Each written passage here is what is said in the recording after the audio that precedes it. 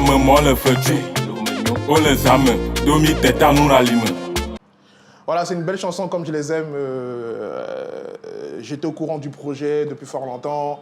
Il y a Mike qui m'a envoyé le son en inbox, comme vous le savez.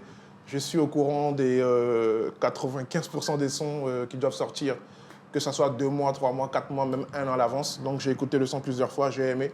En fait, c'est à la sauce d'aujourd'hui, comme on les aime, des bêtises. Ça parle de beats, ça parle de chat, ça parle de guns, ça parle de...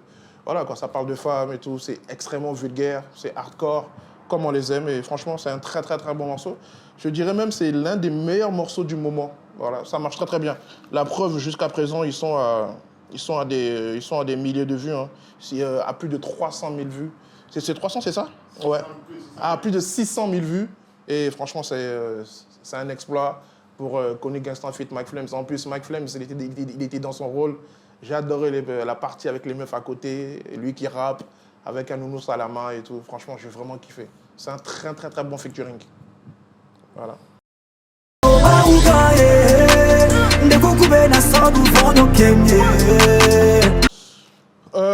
Ouais, c'est un bon morceau, c'est de la drill. C'est la première fois d'entendre Dieudonné Willa chanter sur un morceau drill, sur un beat drill, avec la nouvelle génération, bien sûr, Beat Popové, sans oublier Folie Janta. Voilà, c'est un bon texte et tout, la rédemption et tout. Ça prouve que on peut chanter, voilà, on peut faire des bons sujets, d'écrire des bons textes sans être vulgaire, sans parler de chat, sans parler de beat, sur un beat drill. Voilà, c'est un très très très bon morceau. Bonne nouvelle, nous venons à tomber. Bonne nouvelle, nous venons à tomber. Bonne nouvelle, nous venons à tomber. Voilà, bonne nouvelle de Mystère Ghetto V. C'est un morceau qui est... comment dire ça? Le morceau, il est sympa. Voilà, il est très, très, très sympa. Alors, bien sûr, pour les gens qui ne vont pas comprendre le mot sympa, ça veut dire que le morceau, c'est bien. C'est bien. On va dire, c'est sûr... je pense que là, il a trouvé la bonne formule pour être plus joué dans les pubs, plus joué dans les clubs, pour être accessible au moins à tout le monde, que ce soit les grands-papas, les grands-mamans et les petits-enfants, sans être très, très, très vulgaire. C'est un très, très, très bon sujet. Non, j'aime bien, je kiffe bien, c'est sympa, c'est très, très bien. Il a trouvé la bonne formule, voilà. C'est sur un beat dansant, c'est un peu techno, voilà, moitié rap, j'aime bien. Il y a un bon mélange de la part de Ghetto V ici. Je suis sincère, hein, je ne vais pas faire le gars qui dit ça pour ne pas se faire attaquer sur les réseaux après. Non, je suis sincère, le morceau il est sympa. Moi, j'ai dit ça à tout le monde. La plupart des gens qui m'ont dit « Comment tu trouves ce morceau de Ghetto V ?» J'ai toujours dit que ce morceau, il est sympa. Voilà, j'ai toujours dit ça. Je suis sincère.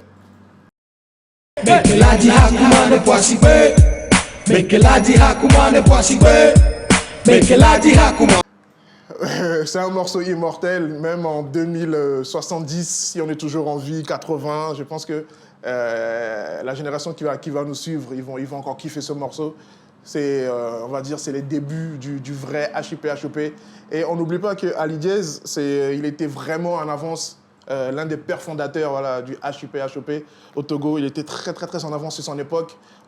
Écoutez le texte, écoutez le morceau, écoutez le master. C'était un gros boulot à l'époque. Même aujourd'hui, il y a des masterings qui n'arrivent pas à la taille de ce morceau. Voilà pourquoi Ali Diaz restera toujours voilà, quoi, le pionnier, le père fondateur, le numéro 1 du rap HIP. Franchement, ça me rappelle tellement de souvenirs. C'était une époque où les artistes avaient faim. Quand je dis qu'ils avaient faim, c'est qu'ils voulaient prouver quelque chose. C'était pas par rapport à l'argent, mais les gars, ils voulaient vraiment prouver quelque chose. Ça rappait vraiment. Et franchement, ça écrivait des textes hyper conscients, franchement. Et c'était une très, très belle époque. Et on remercie tous ces grands frères qui ont vraiment ramené de la fraîcheur dans le hip-hop du 228. Merci beaucoup, Ali Diaz. J'ai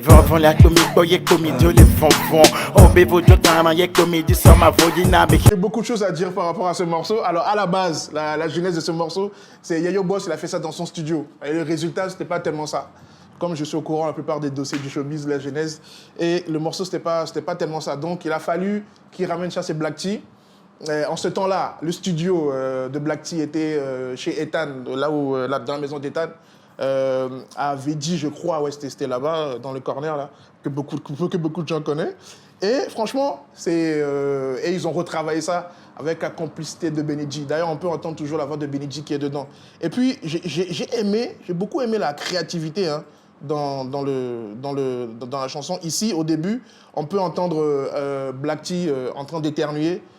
C'était un très, très, très, très bon sample. Ça me rappelle le son de Kanye West feat Rihanna et Jay-Z, où au début, j'oublie un peu le titre, où au début, toute la chanson, ils ont samplé l'aboiement d'un chien. Ouf, ouf, ouais, un truc comme ça.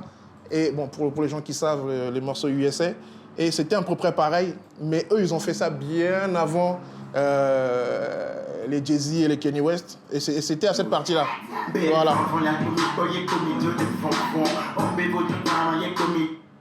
Voilà. C'était là, au début. Ouais.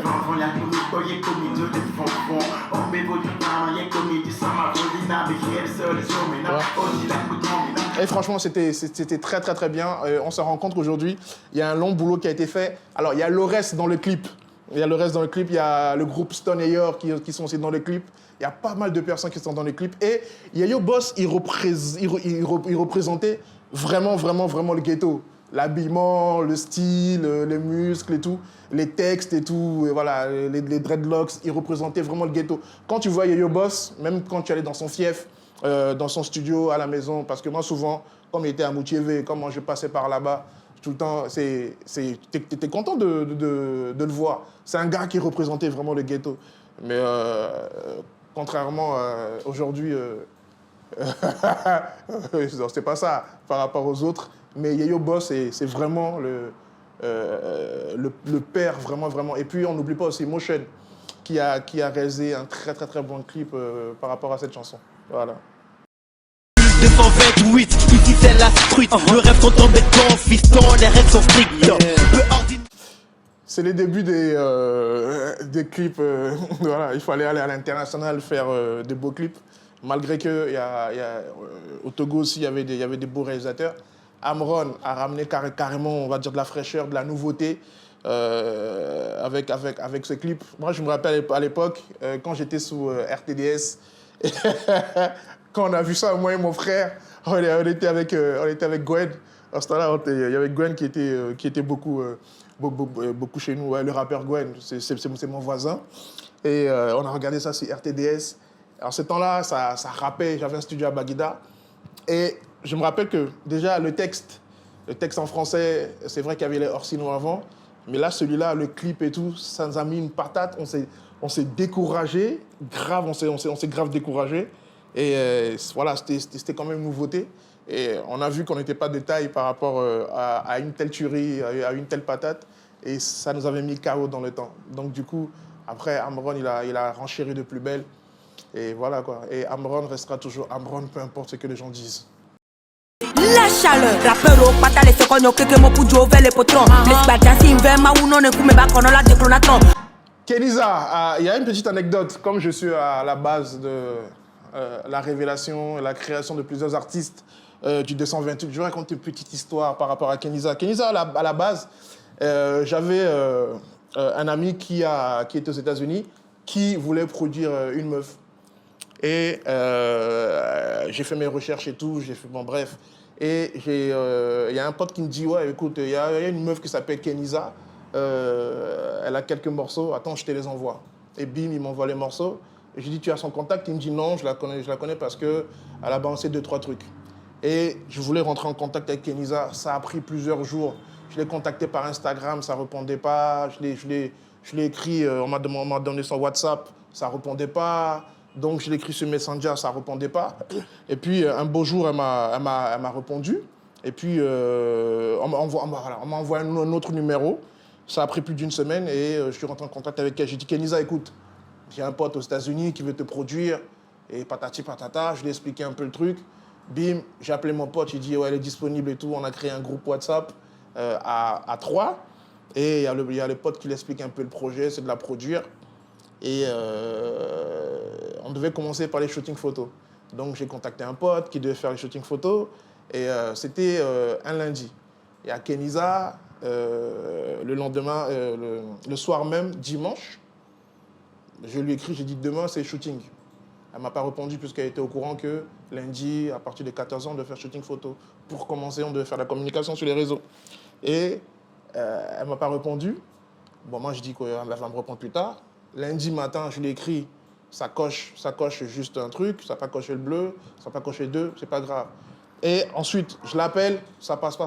Je me dis, bon, ok, elle sera à l'heure au rendez-vous à 14h.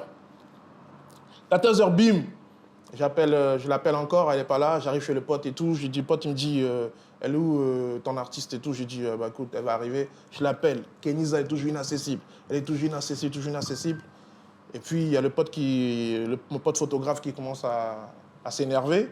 Et puis, je lui donne l'argent pour le dérangement. Je lui dis, tiens, on va bidger au coup de temps. J'arrive à la maison, j'appelle mon pote. Je lui dis, bah, écoute, la meuf, elle n'est pas professionnelle. Normalement, on devait prendre des photos, mais elle n'est pas venue et tout. Et puis, il y a mon pote qui me dit, ok, c'est pas grave, on n'a qu'à laisser tomber. Bah, il me dit, bon, on t'a géré J-Quater, c'est pas grave. Et ensuite, bon, j'ai géré l'argent. Et puis, à 18h, il y a Kenisa qui m'appelle. Elle me dit, ouais, Wisdom, je suis désolé. Ouais, hier, voilà, quoi, je m'étais endormi et tout. Patati patata, elle m'explique des trucs et tout. Je dis, non, c'est bon, on laisse tomber. Tu savais qu'on devait prendre des photos, on doit te produire. Tu savais qu'on devait prendre des photos pour commencer et tout. C'était un truc très, très sérieux. Et je suis un peu déçu par rapport à ton attitude et tout, mais c'est pas grave. Et tout. Après, elle me rappelle encore, elle me dit, ouais, c'est encore possible et tout, parce que là, je suis très, très chaud. J'ai dit, non, c'est bon. J'ai dit au pote de laisser tomber. Voilà. Après, quelques temps plus tard, j'ai vu qu'elle a commencé à faire des morceaux, elle a fait un clip très, très, très professionnel. Et moi, je la félicite. C'est bien, elle fait un petit parcours. Le seul hic que je n'ai pas aimé, elle pouvait percer sans faire des clashs. Elle fait son petit bonhomme de chemin. Elle était en clash avec Ghetto V, je n'ai pas aimé. Ça sortait des mots pas possibles. Elle pouvait percer sans clash. C'était un peu dommage. Et voilà, quoi. C'est le morceau percé, j'aime bien. Il a 71 000 vues. Kenisa, félicitations à toi et on est là.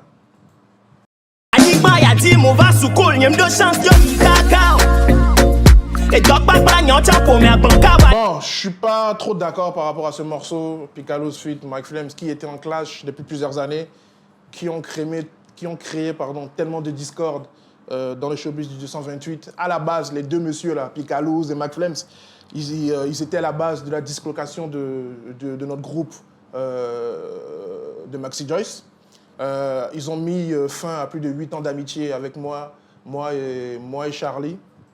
Et c'est à cause d'eux, en partie en cause d'eux, et des disputes avec avec Snakey. En fait, ils étaient à la base parce qu'il y avait dans le groupe Maxi Joyce, il y avait Fleur qui était du côté Pika, moi je suis du côté du Mike.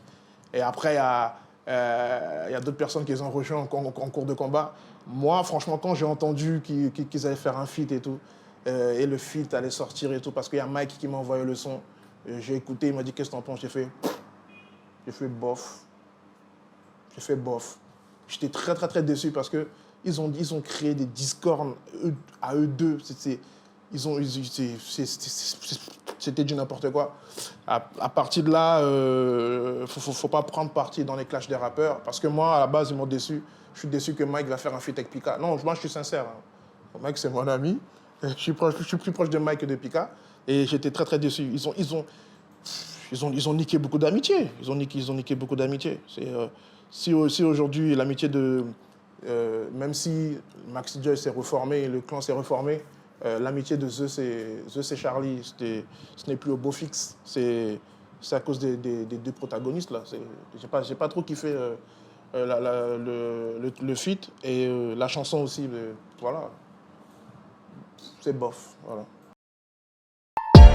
Chaque dimanche à Mouina Tchoti, à Dogbeda, Neman en Saoudi.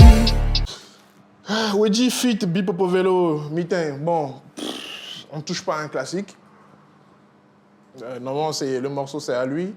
Si la nouvelle génération veut reprendre la chanson de Wedji, Mitin, Là, on a vu Beat Popo Vélo. C'est vrai qu'il a refait le beat et tout, avec les mêmes sons, avec la même mélodie. Mais je trouve que c'est un classique que Wedji ne devait pas retoucher. D'ailleurs, ça n'a pas eu le succès qu'il devait avoir. Ça s'est fait critiquer à plusieurs reprises un peu partout sur les réseaux sociaux. Moi, je discute avec beaucoup de gens, beaucoup avec des gens, des artistes du showbiz, avec les acteurs du showbiz.